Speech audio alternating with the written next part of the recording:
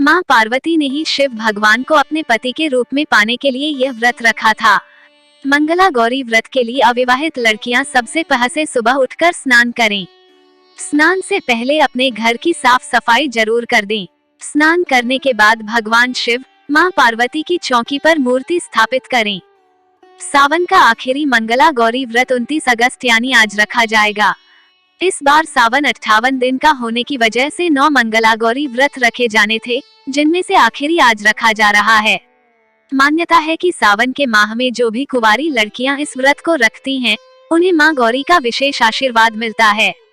उनकी सभी मनोकामनाएं पूरी होती हैं, मनचाहे वर की प्राप्ति होती है, शादी के जल्द योग बन जाते हैं।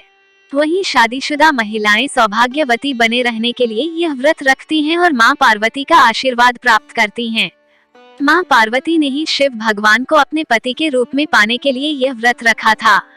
मंगला गौरी व्रत के लिए अविवाहित लड़कियां सबसे पहले सुबह उठकर स्नान करें। स्नान से पहले अपने घर की साफ सफाई जरूर कर दें। स्नान करने के बाद भगवान शिव, माँ पार्वती की चौकी पर मूर्ति स्थापित करें। मूर्ति स्थापित करने के बाद माँ गौरी को सिंदूर लगाएं, धूप दीप से पूजा करें और फल व फूल अर्पित करें। फिर माँ पार्वती की आरती करें। आरती के बाद मंगला व्रत की कथा भी सुनें। साथ ही मम पुत्र पौत्र सौभाग्य वृद्धाय श्री मंगला गौरी प्रीत्यर्थ 5 वर्ष पर्यंतम मंगला गौरी व्रतमः करिष्ये जाप करें। 30 अगस्त को सावन का पवित्र महीना समाप्त हो जाएगा।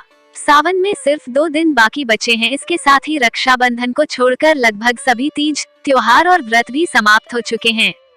आज सावन का आखिरी मंगला गौरी व्रत है।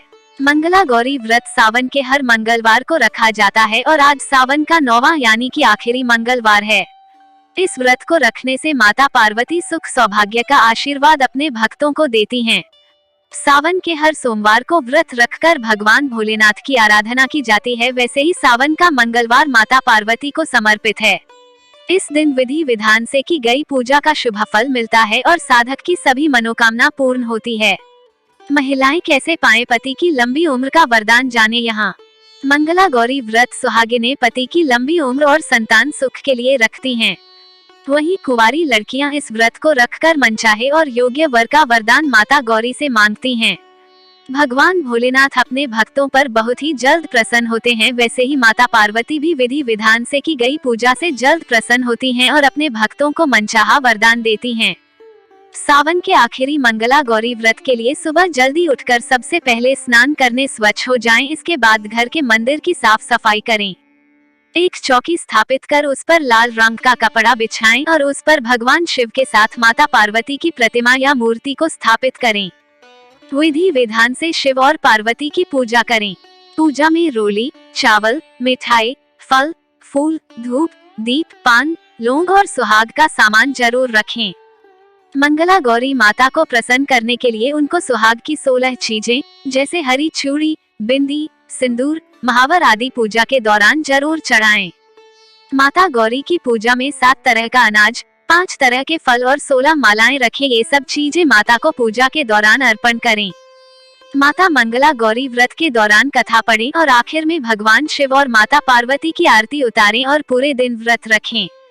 मंगला गौरी व्रत के दौरान ओम गौरी शंकराय मंत्र का जाप पूरी श्रद्धा और भक्ति के साथ करने से शिव और पार्वती दोनों प्रसन्न होते हैं। सुख और सौभाग्य के लिए रखा जाने वाला मंगला गौरी व्रत बिना उद्यापन के अधूरा माना जाता है। इस व्रत का उद्यापन भी सावन के महीने में ही किया जाता है।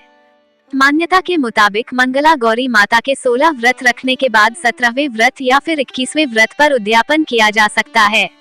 सावन महीने में शुक्ल पक्ष के किसी भी मंगलवार को मंगला गौरी व्रत का उद्यापन किया जा सकता है, तभी इस व्रत का पूर्ण फल मिलता है।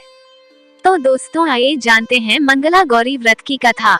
एक समय की बात है, एक शहर में धर्मपाल नाम का एक व्यापारी रहता था। उसकी पत्नी बहुत खूबसूरत थी और उसके पास काफी संपत्ति थी, लेकिन उनके कोई संतान नहीं होने के कारण वे काफी दुखी रहा करते थे। भगवान की कृपा से उन्हें एक पुत्र की प्राप्ति हुई, लेकिन वह अल्पायु था। उनके पुत्र को श्राप मिला था कि 6 वर्ष की आयु में सांप के काटने से उसकी मौत हो जाएगी। संयोग से उसकी शादी 16 वर्ष से पहले ही एक युवती से हुई, जिसका माता मंगला गौरी व्रत किया करती थी। 16 वर्ष की उम्र में सांप के काटने से उसकी मौत हो जाएगी। संयोग से उसकी शादी 16 वर्ष से पहले ही एक युवती से हुई जिसकी माता मंगला गौरी व्रत किया करती थी। परिणाम स्वरूप उसने अपनी पुत्री के लिए एक ऐसे सुखी जीवन का आशीर्वाद प्राप्त किया था जिसके कारण वह कभी भी विधवा नहीं हो सकती थी। इस कारण धर्मपाल के पुत्र की आयु 100 साल की हुई। सभी नवविवाहित महिलाएं इस पूजा को करती है और मंगला गौरी व्रत का पालन करती हैं और अपने लिए लंबे सुखी और स्थायी वैवाहिक जीवन की कामना करती हैं। उनकी मनोकामना पूरी होती है। जो महिलाएं उपवास नहीं कर सकती वह मां मंगला गौरी की पूजा कर सकती है। कथा सुनने के बाद विवाहित महिलाएं अपनी सास और नंद को लड्डू दिया जाता है। साथ ही ब्राह्मणों को भी प्रसाद दिया जाता है। इस विधि को करने के बाद 16 बाती का दिया जलाकर मां मंगला गौरी की आरती करें। अंत में मां गौरी के सामने हाथ जोड़कर पूजा में किसी भी भूल के लिए क्षमा मांगें। आप इस व्रत और परिवार की खुशी के लिए लगातार 5 वर्षों तक कर सकते हैं।